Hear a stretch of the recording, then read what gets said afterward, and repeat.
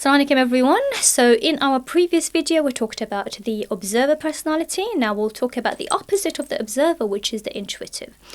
So as the observer pays a lot of attention to detail, they're very detail oriented. The intuitive is the opposite of that, where they do not focus on a lot of detail.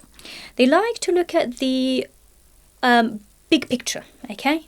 The general, tell me generally what you want, don't tell me the whole story of what happened, in detail. I just want generally to know what happened in your day. So say, for example, we have a parent who's an observer, and we have a child who's intuitive.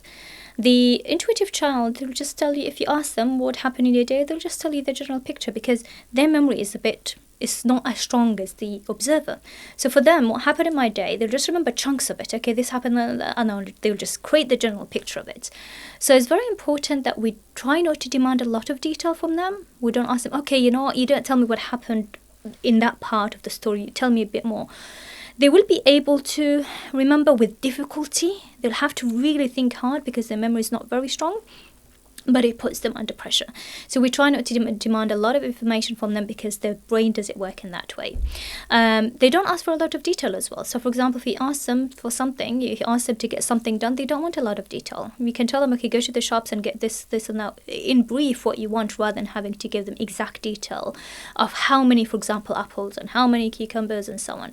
You can just tell them generally, I need this and that, and they'll be able to kind of use their creativity in that sense to get what you want. So try not to give them a lot of detail. It can be overwhelming for them when they hear a lot of detail, as mentioned in the previous video as well. So if you're an observer and you give a lot of detail, they'll be listening to you thinking, I don't want to hear all of this detail. Just tell me in general what happened. So we try to accommodate for their needs in that sense.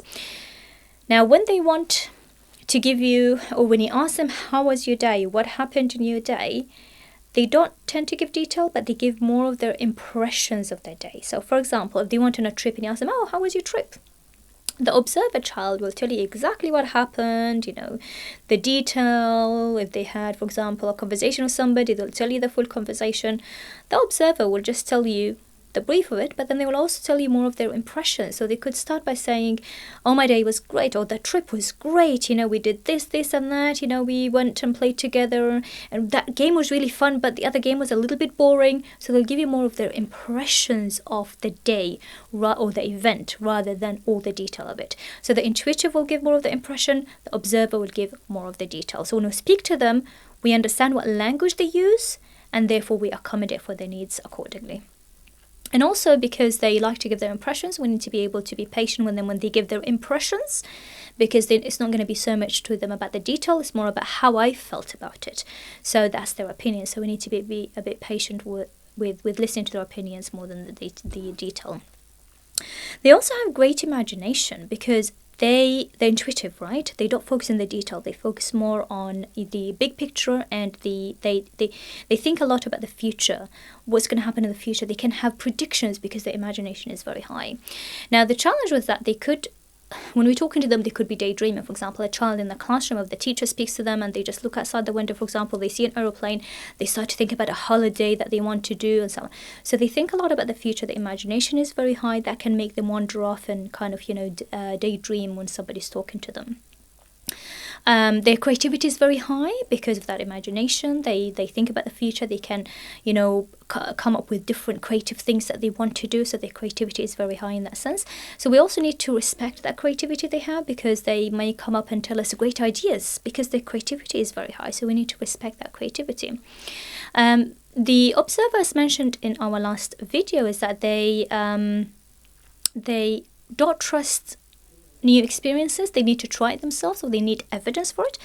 The intuitive is the opposite. They can trust new experiences. If you tell them about something that they haven't heard of, they will actually be able to trust it, and they would want to try new methods of doing things. So they are open to that creativity. They're open to trying new things. They'll find new methods of doing something, whereas the observer is more practical, more of, okay, this is how it is, this is the evidence for it, and this is how it should be.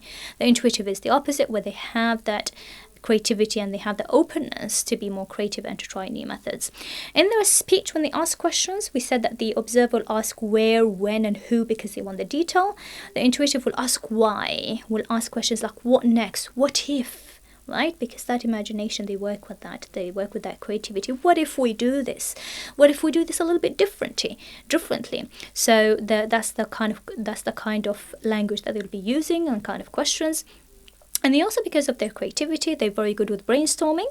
So when it comes to classwork, for example, if we have observers, we don't ask them to do brainstorming, but we can ask the intuitive individuals to do brainstorming. If we put individuals in groups, we would want to mix them. So we don't want all the observers together and all the intuitive together. We want to mix them because then they can learn from each other. So the intuitive can be able to, can be able to do brainstorming, whereas the observer will not be able to do that, so that they jointly can use their strength in the different tasks.